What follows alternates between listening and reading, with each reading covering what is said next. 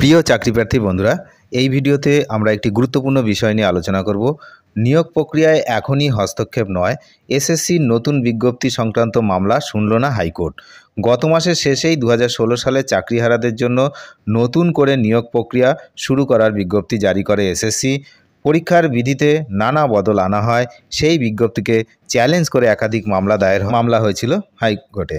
School service কমিশনের নতুন বিজ্ঞপ্তিকে challenge করে মামলা দ্রুত শুনতে রাজি হলো না কলকাতা হাইকোর্ট। এর আগে স্কুল সার্ভিস কমিশনের যে নতুন বিজ্ঞপ্তি, তার সেই বিধি অর্থাৎ নিয়মকানুনের বিরোধিতা করে একাধিক মামলা হয়েছিল কলকাতা হাইকোর্টে। সেই মামলার পরিপ্রেক্ষিতে আজ সোমবার উচ্চ আদালতের তরফে স্পষ্ট জানানো হয়েছে, এখনই নিয়োগ প্রক্রিয়ায় হস্তক্ষেপ করা যাবে না। সোমবার অর্থাৎ আজ বঞ্চিত চাকরি প্রার্থীদের আইনজীবী ফিরদৌস শামীম হাইকোর্টের দৃষ্টি আকর্ষণ করে বলেন, 2016 সালের নিয়োগ প্রক্রিয়া বাতিল করেছে সুপ্রিম কোর্ট। নতুন নিয়োগ প্রক্রিয়া শুরু করার নির্দেশ দেওয়া হয়েছে, কিন্তু এসএসসির নতুন বিজ্ঞপ্তিকে অনেক বিধিতে পরিবর্তন আনা হয়েছে।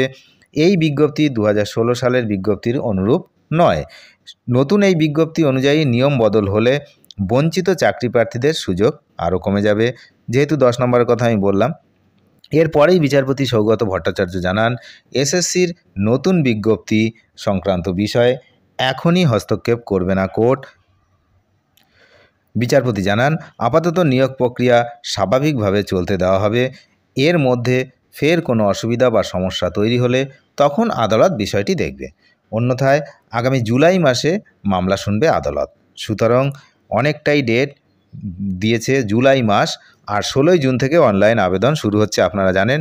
সুতরাং অনলাইন যে আবেদন, সেই আবেদনের কিন্তু আর কোনো বাধা রইল না। গত মাসের শেষেই 2016 সালের চাকরিহারাদের জন্য নতুন করে নিয়োগ প্রক্রিয়া শুরু করার বিজ্ঞপ্তি জারি করে এসএসসি।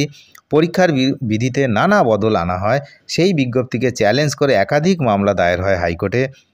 অবকাশকালীন বেঞ্চের অনুমতিতে বঞ্চিত চাকরি প্রার্থীদের একাংশ ওই মামলাগুলি করেছিলেন। মামলাকারীদের দাবি ছিল 2016 সালের নিয়োগ প্রক্রিয়ার বিধি 2016 সালের মতোই করতে হবে। 2025 সালের নিরিখে 9 বছর আগের নিয়োগ প্রক্রিয়ার বিধি নির্ধারণ করা অযৌক্তিক।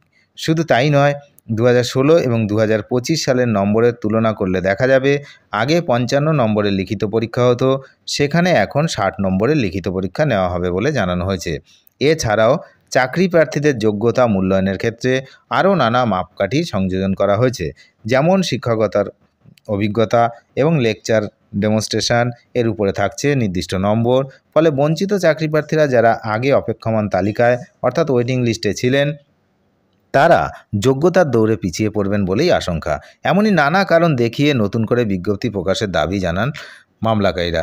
সেই মামলা দ্রুত শুনতে চাইল না হাইকোর্ট। সুতরাং এটা এসএসসির পক্ষে একটা বিরাট ব্যাপার যে তাদের যে বিজ্ঞপ্তি, সেই বিজ্ঞপ্তি চ্যালেঞ্জ করে যে মামলা হয়, সেই মামলা কিন্তু আপাতত শুনতে চাইল না হাইকোর্ট।